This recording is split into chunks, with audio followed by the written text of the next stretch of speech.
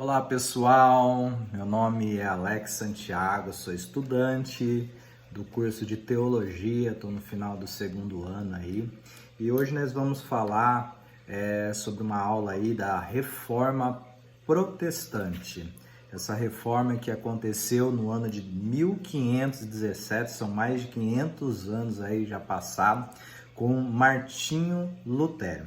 Martinho Lutero, ele era um monge, que se fez monge através de uma promessa que fizeram à noite.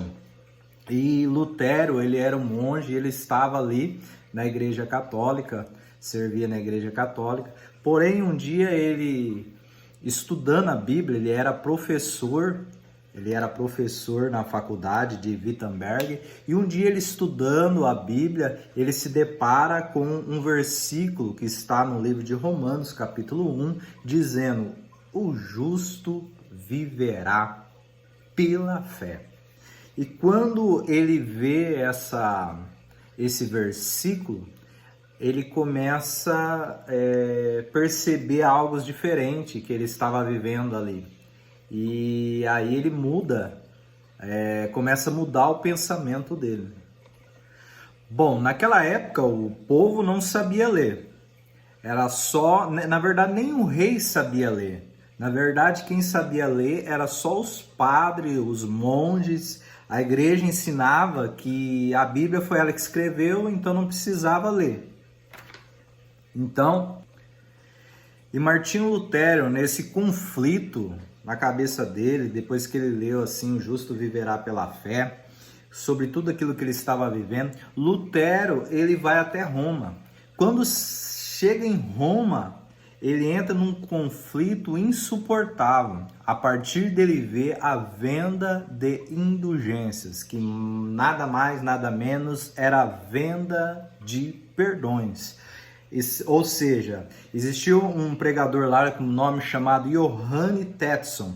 O pregador vendia indulgência e ele dizia que o dinheiro que as pessoas davam era para tirar a alma da mãe deles do inferno. Ele falava assim: vocês não têm dó da sua mãe não, vocês dando uma moedinha aqui, vocês vão tirar a sua mãe do inferno. E Martinho Lutero se revoltou contra aquilo, ele achou insuportável. Então ele vai, a partir daí, ele começa a estudar a Bíblia, ele começa a ver tudo aquilo que estava errado ali na Igreja Católica, onde ele estava, e ele não admite mais aquilo. E ele vai escrever 95 teses, e ele vai colocar bem na porta da igreja, ali da igreja de Gutenberg, onde começa a disseminação dessas teses que ele escreveu e começa a espalhar pelas Alemanhas. Principalmente vai aumentar essa divulgação, todo mundo começa a ler, todo mundo começa a ver, porque ele vai também colocar na prensa. O povo que não sabia ler ali começa a partir deste momento querer aprender a saber o que estava escrito ali.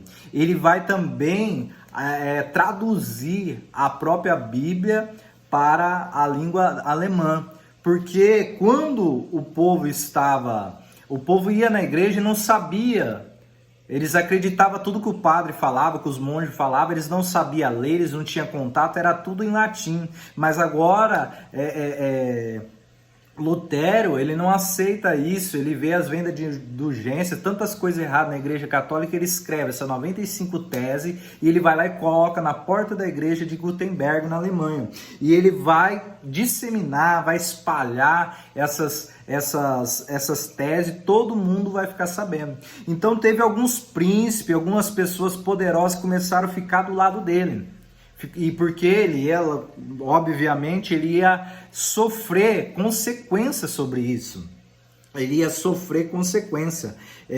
Então, agora ele ia enfrentar consequências, mas existia pessoas protegendo ele. E colocaram Lutero para se retratar um certo dia numa reunião.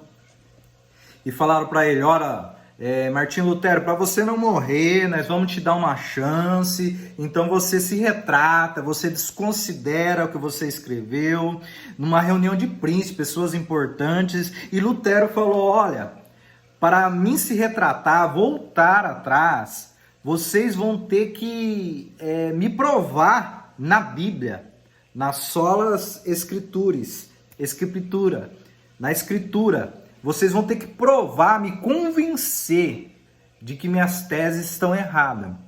Então ele não arredou, ele não desistiu, ele foi para frente, e isso foi um dos pilares. E ele escreve ali também, foi o Soli Fide, que é pela fé, foi também a sola escritura, que é pela palavra de Deus, sola Christus, Salvador pela graça em Jesus. Nós somos salvos pela graça em Jesus, através da escritura, né, que nós vamos aprender a palavra de Deus, e pela fé.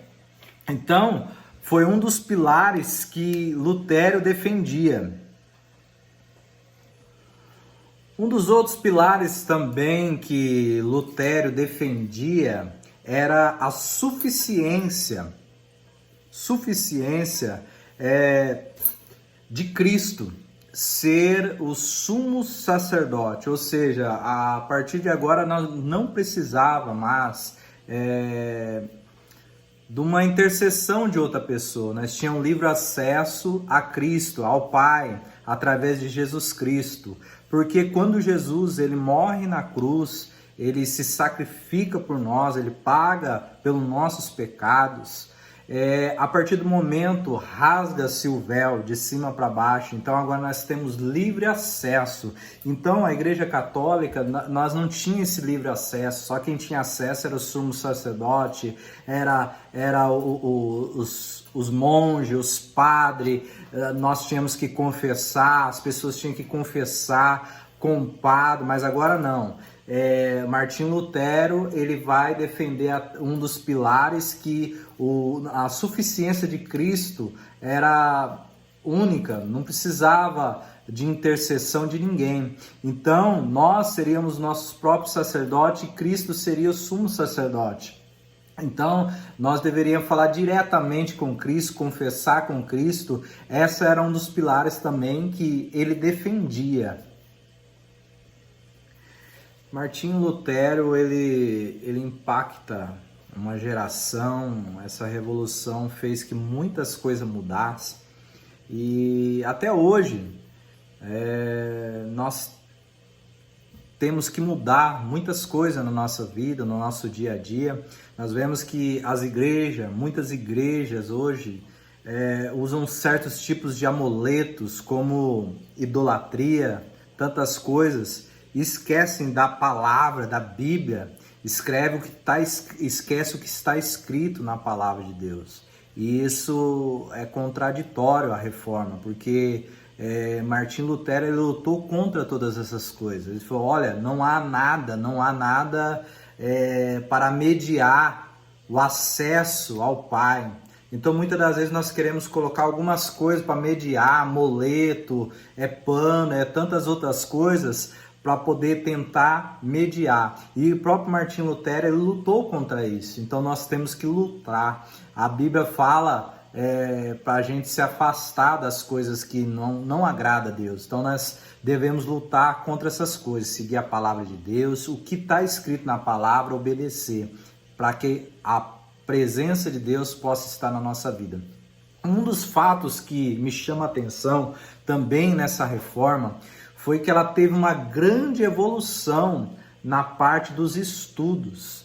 O povo que não estudava, que não tinha um conhecimento, agora começa a estudar, trazer um conhecimento geral para a educação. E nós vamos ver isso em destaque ali nos Estados Unidos, onde um pastor por nome de John Harvard, ele investe no estudo, e onde é uma das faculdades mais importantes do mundo, aí podemos dizer, e a mais antiga, que é ali nos Estados Unidos, a Universidade Harvard. Ela é fundada em 1636 por pastor John Harvard. Então, assim, o estudo, a revolução, ela teve um impacto muito profundo, teve um ganho muito grande para a igreja, como para a humanidade, como para a história da igreja. E creio que nós estamos evoluindo através dessa revolução, porque não sabemos como seria se não houvesse essa reforma, não sabemos como seria os estudos, mas graças a Deus que Deus usou ali Martinho Lutero e tantos outros que já vinha